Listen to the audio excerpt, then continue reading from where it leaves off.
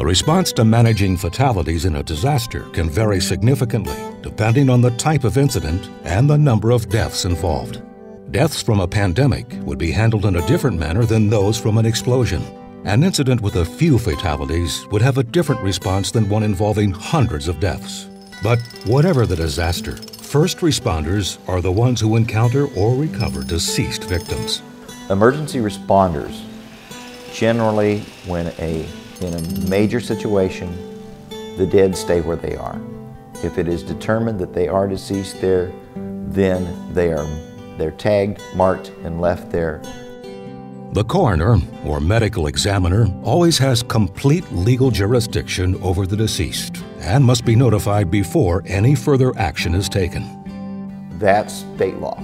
So they are the ones that are going to have to sign off on it. They're the ones that are going to determine what the means of death were and have to certify to that. Metropolitan areas such as Wichita have a full-time medical examiner, as well as a regional forensic science center. In smaller communities, a local physician will often double as the coroner. In a mass fatality disaster, the medical examiner's role can become extensive. The medical examiner's team is responsible for coordinating recovery efforts, setting up temporary morgues, examining and tracking human remains, identifying victims, performing autopsies, collecting postmortem data, determining cause of death, issuing death certificates, notifying next of kin, and many other complex tasks. A lot of jurisdictions out here in our region depend upon resources that are provided by the forensics folks in Sedgwick County. If you have a widespread incident, those people may be looking for other ways of getting resources in to help them. And one of those other resources is the Kansas Funeral Directors Association disaster team. We would be brought into the disaster at a point where the medical examiner's office is beyond their capacity and staff of what they're able to do. So then they would call us and notify us that they need help, and we come in to assist them. We would actually help with recovery, identification, and that type of thing that would really be under their jurisdiction to start with. The KFDA response team is made up of volunteer funeral directors and embalmers from across the state who have committed to donate their time and expertise to disaster response. The KFDA team is trained and qualified to assist the medical examiner's office in such things as recovering bodies, setting up temporary morgues, helping prepare death certificates, and identifying deceased victims.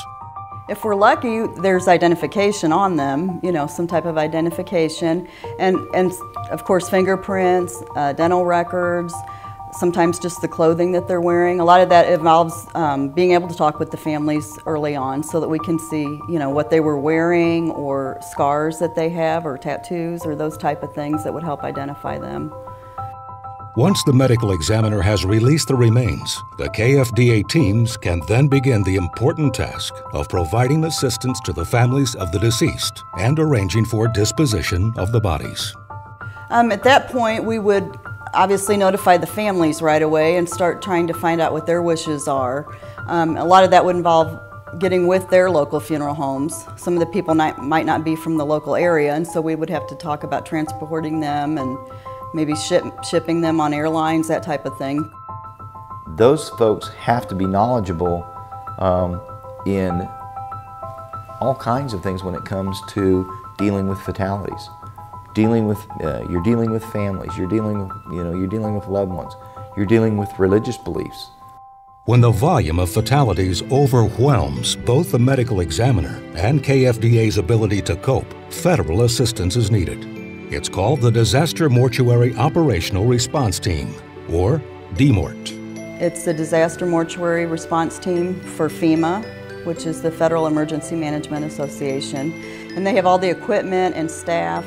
That's all they do is they're able to come in and they have supplies, they have all the training and experience to come in and take over larger mass fatality situations at that time. DMORG consists of medical examiners, forensic pathologists, fingerprint specialists, and dozens of other highly skilled professionals who provide all the resources needed to manage a large-scale mass fatality.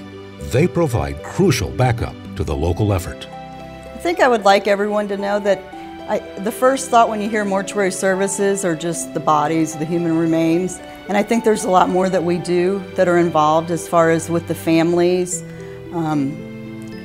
just all the paperwork that's involved, all the different contacts we have to make.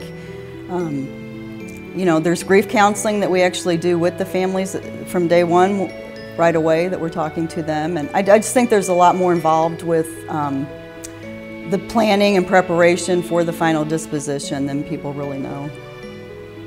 To learn more about fatality management and their response capabilities in a disaster, please refer to the resources that are provided with this video.